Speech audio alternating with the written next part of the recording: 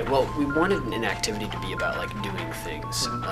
You know, I mean, applications are about doing things too, but part of the reason was to kind of break the expectation of, you know, what people thought an application was. Because when you think application, we have a very well-defined idea of what that is. It's Photoshop, it's, you know, instant messaging, it's a game or something like that.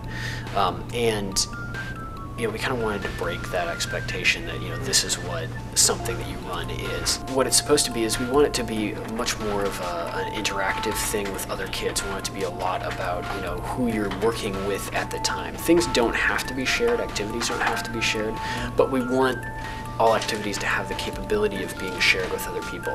If you want to be able to join an activity with somebody else, you need that program, right? You need to be able to interact with them using that program. If you join an activity for which you do not have the source code for that activity, you download it, you install it on your computer, and it runs it for you, and you're able to just interact with them. It's crazy, like if some kid has a ball and you can't play with them because you can't share that ball, it would be crazy to not be able to share the applications or the games that they're playing so that you could play with them or interact with them. So we have about 1, 2, 3, 4, 5, 6, 7, 8, 9, 10, 11, 12. We have 12 in our current build, and they're going to be the base apps that are going to go on, and then what countries are going to do is add apps, take away apps that they think are right for their cultures, because one size doesn't fit all. And there's 2 sets of tools that we have on the laptop. One set of tools are tools for exploring. So we've got a web browser, and we've got, you know, email and chat and things like that. And then there's tools for expressing. And so we've got the camera, we've got word processing, we've got musical composition tools and things like that. I know one of the things when I grew up was I used to use a paint program called Dazzle Draw, which is very similar to this. You just draw lines all over the place. Kids really like to do visual stuff. This is Tam, the music app, which is my personal favorite. And mostly it's the first one that kids go to and actually stick with for a long time because it's the fun one. Music is very mathematical. It's been shown that the you know, kids who are very good in math are very good in music also.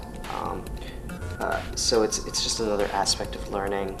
If they can put together scales and make things sound nice, their brain's working to translate that creativeness to other aspects of their lives too.